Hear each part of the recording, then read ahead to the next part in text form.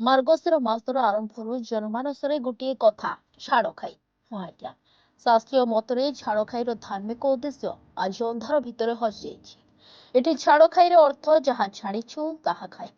ଏଥିପାଇଁ ଆଜି ଧରିତ୍ରୀ ମାତାକୁ ରକ୍ତରେ କରାଯାଉଛି ଅଭିଷେକ। ମୃତ୍ୟୁର ପଶାପାଲିରେ ଶହ ଶହ ନିରୀହ ଛେଳି ଆସନ୍ନ ମୃତ୍ୟୁକୁ ନିଜ ଆଖିରେ ଦେଖୁଛନ୍ତି ଏହି ପ୍ରାଣୀ। ମନରେ ଡର, କିନ୍ତୁ କରିବେ ବା କଣ? ସେମାନେ ପରାଧୀନ। ଅନ୍ୟର ଜୀବନ ଲାଳସାକୁ ମେଣ୍ଟାଇବା ପାଇଁ ହିଁ ତାଙ୍କର ଜନ୍ମ ହୋଇଛି। ସେବା ଜାଣିବେ କେମିତି? ଗୃହପାଳିତ ପଶୁ ଭାବେ ମାଲିକଟିଏ ଘରକୁ ଆଣେ, ଯତ୍ନରେ ଲାଳନ ପାଳନ କରେ। ତାର ସ୍ୱାସ୍ଥ୍ୟ ଖରାପ ହେଲେ ପଶୁ ଡାକ୍ତରଙ୍କ ନିକଟକୁ ନେଇଯାଏ। ଏମିତି ଯତ୍ନ ନିଏ, ସେ ପଶୁ ହେଲେ ବି ବୁଝିଯାଏ ଏ ମଣିଷଟା ଆମ ପରିବାରର, ଆଉ ମତେ ଏତେ ସ୍ନେହ ଭଲ ପାଇବା ଆଦର କରିଛି, ମୁଁ ଆ ଋଣ କି ପଡ଼ିଶିଯିବି। କିନ୍ତୁ ସେ ଜାଣିନଥାଏ ଏ ମଣିଷଟା ମତେ ଦିନେ କଂସେଇ ହାତରେ ଟେକି ଦେବ। ଆଜ୍ଞା ସେଇ ତ ରଖଉ ପୋଷିକି ରଖଉ ଖାଇବାକୁ ଦେଇକିରି, ଆଉ ଆମେ ତ ମୂଲିଆ ଲୋକ, ଆଉ ସେ କୃତ ଚଳିବା ପାଇଁ ଆମେ ରଖଉ ସେମାନଙ୍କୁ। ଆଉ ବିକି ଦେଲା ପରେ ଟିକେ ମନ ଭାରି ଦୁଃଖ ହୁଏ ଆଉ ଏଇଆ ଆଉ। ଆଗରୁ ତ ଖାଉଥିଲେ ମାଛ, କିନ୍ତୁ ଏବେ ଆଉ ଛେଳି ଉପରେ ବହୁତ ଚାହିଦା। ମାନେ ଗୋଟେ ଛେଳି ମଲେ ବାଡ଼ିଆ ବାଡ଼ି ହେଉନି ମାଂସ ପାଇଁ। ତାହେଲେ ହେବ, ମରିଗଲା ପରେ ପାଳିଥିଲି ମୁଁ ନା ନାହିଁ, ଅଭାବ ଲୋକ ପାଳିଥିଲି, ମରିଗଲା ଜନ୍ତୁଟା, ଯାହାହେଲେ ମନ ଦୁଃଖ ହେବ ନା ନାହିଁ। ଏହି ଛାଡ଼ ଖାଇରେ ଆଜି ବଜାରରୁ ଭାସି ଆସୁଛି ମୃତ୍ୟୁର ଆର୍ତ୍ତ ଚିତ୍କାର। ଜଣଙ୍କ ପରେ ଜଣଙ୍କ ଉପରେ ପାହାର ପଡ଼ିବା କ୍ଷଣି ଆଉ ଜଣଙ୍କ ପାଟିରୁ ବାହାରି ଆସୁଛି ଭୟାତୁରର ଆକୁଳ ଶବ୍ଦ। ନିରୀହ ମୁହଁକୁ ଚାହିଁଦେଲେ ତାଙ୍କ ଧମନୀର ତୀବ୍ରତା ପାରି ହୋଇପଡୁଛି। ଅନ୍ତର ଭିତରେ ଭୟ ଆଉ ଆସନ୍ନ ମୃତ୍ୟୁକୁ ସ୍ପଷ୍ଟ ଦେଖିପାରୁଥିବା ପ୍ରାଣୀଟି କେବଳ ବିକଳର ଆବର୍ଜନା, ଆଉ ବା କଣ କରିପାରିବ? ଯେଉଁ ବେକରେ କଂସେଇର ମୃତ୍ୟୁ ଫାଶ ଲାଗିଛି, ସେଠୁ ସେ ବଞ୍ଚିବା କଷ୍ଟସାଧ୍ୟ। ଏଥିରୁ ସେ ବଞ୍ଚିବ କେମିତି? ଯେତେବେଳେ ଗୋଟେ ପରେ ଗୋଟେ ସାଥୀଙ୍କର ମୃତ୍ୟୁକୁ ଆଖିରେ ସେ ଦେଖେ ଆଉ ତାଙ୍କ କଷ୍ଟ ଅନୁଭବ କରେ, ସେତେବେଳେ ତା ଶରୀରଟା ଥରି ଉଠେ। ଆଉ ସେ ଜାଣିପାରେ ଏ ମାନବ ସମାଜ ଆମ ମୃତ୍ୟୁକୁ ନେଇ କେତେ ଖୁସି ହେଉଛି। ଆରେ ଭାଇ, ଆମକୁ କଂସେଇ ମାରି ଦେଇଛି, ଆମକୁ ବଞ୍ଚେଇ ଦିଅ। କିନ୍ତୁ ତାର କଥାକୁ ଆମେ ବୁଝିପାରୁନା। ଆମେ ସେତେବେଳେ ଆଉ ଏକ ଭିନ୍ନ ଦୃଷ୍ଟିରେ ଦେଖୁ, ଏ ଛେଳିଟା ଭଲ ଅଛି, ଆ ମାଂସ ଭଲ ଲାଗିବ। କାର୍ତ୍ତିକ ମାସ ହେଉଛି ଧର୍ମ ମାସ। ଧର୍ମ ମାସ ପୂର୍ଣ୍ଣିମାରେ ସରିଥାଏ ଡଙ୍ଗାସ ପୂର୍ଣ୍ଣିମା, ଯାହାକୁ ଆମେ ରାସ ପୂର୍ଣ୍ଣିମା ବି କହୁଛୁ। ତା ପରଦିନ ସମସ୍ତେ କହନ୍ତି ଛାଡ଼ ଖାଇ। ଛାଡ଼ ଖାଇ ଗୋଟେ ହେଉଛି ଭଲ ଦିନ, ଯେଉଁଠି ଦେବୀ ଦେବତାକୁ ଆମେ ପୂଜନ କରିଥାଏ। କିନ୍ତୁ ଆଜିକାର ସମାଜ ଏଇ ଛାଡ଼ ଖାଇରେ ଯେମିତିକି ଆମିଷ ଉପରେ ପ୍ରାଧାନ୍ୟ ଦେଉଛନ୍ତି ସମସ୍ତେ। ଓଡ଼ିଶାର ସମସ୍ତ ଜନସାଧାରଣ ମାନେ ଛାଡ଼ ଖାଇରେ ଆମିଷକୁ ପ୍ରାଧାନ୍ୟ ଦେଉଛନ୍ତି। ସେମାନେ କହୁଛନ୍ତି ଛାଡ଼ ଖାଇ ମାନେ ଆମିଷ ଆମର ଭକ୍ଷଣ କରିବା। ଦେଖନ୍ତୁ, ଆମିଷ ହେଉଛି ଶରୀରକୁ ନଷ୍ଟ କରିଥାଏ। ପ୍ରଥମତଃ ଆମେ ଯେଉଁ ମାଛ ହେଉ, ଛେଳି ହେଉ, ବିଭିନ୍ନ ପ୍ରକାର ଆମିଷ ଦୋକାନରେ ଭିଡ଼ ଜମିଥାଏ। ମତ୍ସ୍ୟ ଅବତାର ପ୍ରଭୁ ହେଇଥିଲେ, ମତ୍ସ୍ୟ ଅବତାରରେ ପ୍ରଭୁ ଭକ୍ତମାନଙ୍କୁ ଦର୍ଶନ ଦେଇଥିଲେ। କିନ୍ତୁ ଆଜିକା ଡେଟ୍ରେ ଶୁଭ କାର୍ଯ୍ୟରେ ମଧ୍ୟ ମତ୍ସ୍ୟ ଦରକାର। ବିବାହ ହେଉ, ବିଭିନ୍ନ ପ୍ରକାର କର୍ମ ହେଉ, ମତ୍ସ୍ୟ ଦରକାର। କିନ୍ତୁ ଆଜି ସମାଜର ଲୋକମାନେ ମାଛକୁ ଏବଂ ଯାହାକୁ ଆମେ ଛେଳିକି ମଧ୍ୟ ଭକ୍ଷଣ କରୁଛେ, ଦେଖିବେ ଆପଣ ଆଜି ଛେଳି ହାଟରେ ଅନେକ ଛେଳି ଆଜି ନିଧନ ହେଉଛନ୍ତି, ଯାହା ମନୁଷ୍ୟମାନଙ୍କ ଭକ୍ଷଣରେ କାର୍ଯ୍ୟ ଲାଗୁଛି।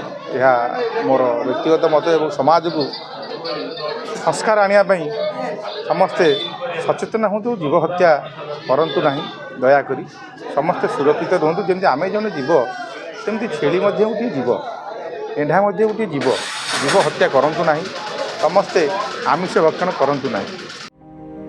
ଶାସ୍ତ୍ରୀୟ ମତରେ କାର୍ତ୍ତିକ ମାସର ଧର୍ମ ଓ ଜୀବନଚର୍ଯ୍ୟା ଯେପରି ଆମ ଭିତରେ ଆଧ୍ୟାତ୍ମିକ ଭାବନା ଭରିଛି।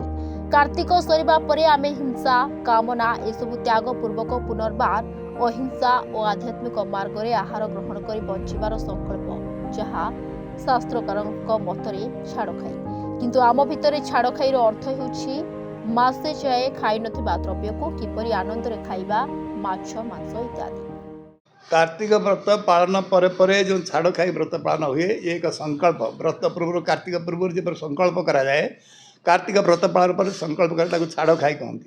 तार अर्थ आम ए समय जहाँ कार्तिक छाड़ी से नियम को पालन करूँ कुप्रवृत्ति छाड़ी आम आउ कुप्रवृत्ति रही अहिंसा सत्य अस्त्य ब्रह्मचर्य असंग्रह सर्वश्रम स्वाद सर्वत्र भयवर्जन सर्वधर्म समन्वय स्वदेशी स्पर्श भावना गांधीजी एकादश व्रत है आम सरल जीवन यापन करूँ अहिंसा धर्म पालू हिंसा करी पशु पक्षी मानक अजथा हाणी काटिक मारबनी से जीवन अच्छी से परिवेश गोटे आनंद दिखती समस्त एवं पक्षीटे देखिले पशुटे देखिले समस्ते खुशी होती पाने आजिकल गोटे जीव देखा पाना नेवल छुआटे ना पशुटी पक्षी यही संख्या कमी जाऊँगी गोटा भूल धारणा तेणु कार्तिक जो प्रकार नियम गांधीजी थरे मात्र छेली मांस खाई बोली जीवन जाक अनुताप कले एवं केबे भी स्पर्श कले ना मद मांस से जीवन स्पर्श करना से तो महामानव तेणु महामानव तो लक्षण हम जो मैंने शाकाहारी हे नीति नियम पालिबे गांधीजी एकादश व्रत पालिबे आम देशर समस्ते गांधीजी गांधीजी झुरी जाऊँगी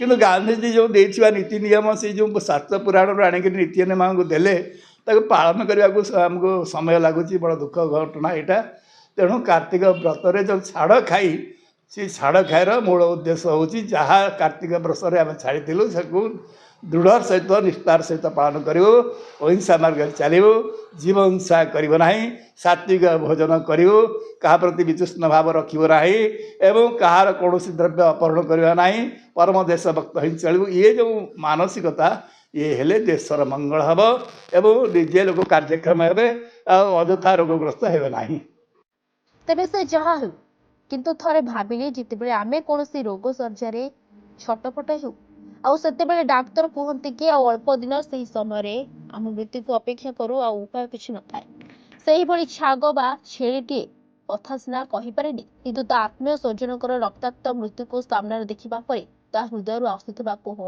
केते जंत्रणादायक होइथिबो केते निरीह से कहूथिबो मु एभली एक प्राणी मु कोन भूल करिछि बिना दोषरे अन्य मानक जीवार लालसा मेटाइबाकू मो बाबूमती कंसी हाथ में बीतीला चाहू चाहू मो साथी कर जो मृत्यु आ जो चित्कार ओहो कि असह्य दुखदायक हाँ आज्ञा ए खबर आम क्या आक्षेप करने उद्देश्य प्रसारण करूँ केवल एक निरीह प्राणी और समाज में शास्त्रीय धर्मर यथार्थ को उन्मोचन करने भिन्न प्रयास।